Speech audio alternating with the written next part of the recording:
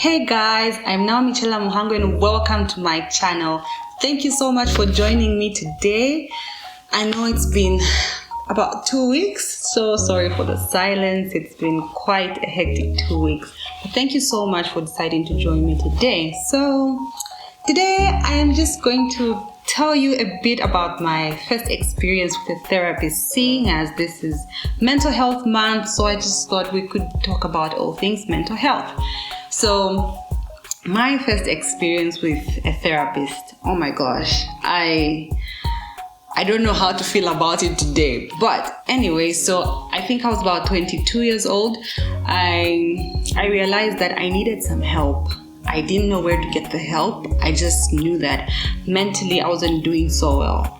My mental state was not in a very good place, so I just needed help. And I had asked a few trusted people, asking for a friend type thing, because at that point I was really, there was stigma about, there's still a lot of stigma, but at that point there was more stigma about seeing a therapist, getting help and all that stuff. So I asked for a friend, and I got, I think 2 people recommended the same person. So I decided to go to this person's office. Firstly, I called them actually. I set an appointment, and then I went for my appointment date. And this person looked like a very cool man, a very professional man who knows what he's doing. And just to set the scene, before I go anywhere, I make sure I look up this person, I understand what they're about. But I didn't find much information about this person. All I did was try to figure out what to expect in a therapy session. So anyway, I get to his office, and the first thing he does is he tells me about himself. He explains his family and stuff. I'm like, okay, interesting. And then what the thing I was happy about, when I actually felt like, oh, okay, this sounds more like it, was we first started with getting to know what my personality type was. And that's when I figured out that I was an INFJ. And ever since, every time I check, still an INFJ. But anyway, that's besides the point. So I find out I'm an INFJ, and he shows very, I don't know how I can explain it, but he's very excited about that. He was so happy to know that I'm an INFJ. I don't know why. Till this day, I just can't understand why he was so excited. So after that, he receives a call and he says, oh, I forgot. I need to go for a meeting. I'll be back in about 2 hours. So just linger in my office, and you can use my computer. You can browse for whatever you want for school and all that jazz. So I'm just like, this sounds very weird, because for me, the time when I did that, would go to someone's office and be there for like a long time waiting for them, would be with my dad. When he's having a lecture, I would probably be in his office, or I would just sit in his class just waiting for him. And I was young at that time, so it reminded me of that. And it was so weird. I didn't think that anybody who was that professional would do that, knowing so well that in his office there's files of different types of patients. He had his personal documents, I'm guessing, in his office, so that was very, very weird for me. But anyway, he leaves me there, and the reason I found it awkward was, before going for therapy, I made up my mind that I was not going to use my therapist as whether it's male or female, not a father figure, not a mother figure, I was not going to have any love interest. Nothing, because I didn't want to sabotage my healing and my growth. So I already knew that up front. But anyway, this man was very different. So he comes back and he's like, okay, sorry, I took time. And this is after 2 hours. I took so much time, but can we set another appointment? But I hope you were okay in my office. I'm like, okay, weird. So I leave that place.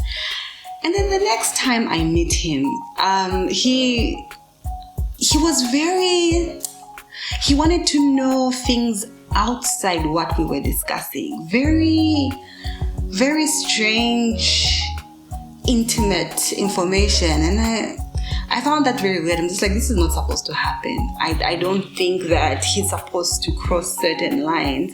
And he would never want to find out if I'm okay to talk about certain things. For him, it's like nothing was off limit, and I found that very weird. So it was at that point when I decided that I don't think I want to continue with this therapist, but I'll give him one more session before I make the decision. One more session. Guys, I should have just cut it off at that point, because what happened next? Anyway, so I go back home, and I probably went to bed early. All I remember was my phone buzzed and I was asleep, and it was about 23, almost 24 hours, and I received a text, and I'm not going to say his name. Anyway, I received a text, and he's texting me to figure out what I'm doing, how I am doing at 23. Please note, this man was married. He called himself a professional. I mean, he has a wife and kids, and we went to the same church. So this was very confusing for me. Anyway, I received that text, and on purpose I decided not to respond, because it just felt wrong for me to do that.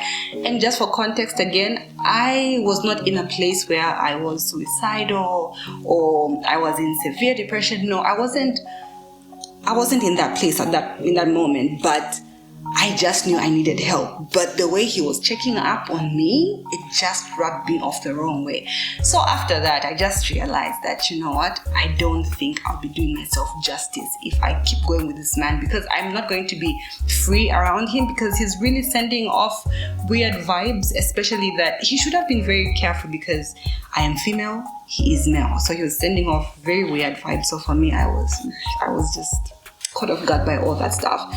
So anyway, I just decided to block him after that. Sadly, I wish I had the courage to tell him about me not being comfortable with how he related.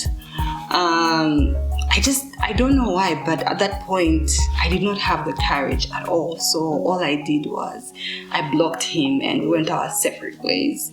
I met him a few times. Guys, I dodged. Every time I saw him at the mall or at church, I would make sure I used the other way. But anyway, after some time, he actually tried to call me using another number and all that stuff, which I found very weird. I thought he should have respected the fact that I didn't want to interact with him anymore. So yeah, so that was my first experience, and I was not pleased with how that went. But yeah, people are different, and after talking to someone about how he behaved, this is someone that actually knew him, and she says he's very, I can't use the term she used, but she basically meant something like he's not a responsible human being. He doesn't carry the profession with, the professionalism that it deserves. So yeah, that was that. And I think I stayed for maybe 5 years after that before I decided to see another therapist, because my mental state got worse over the years and I had to decide to see a therapist again.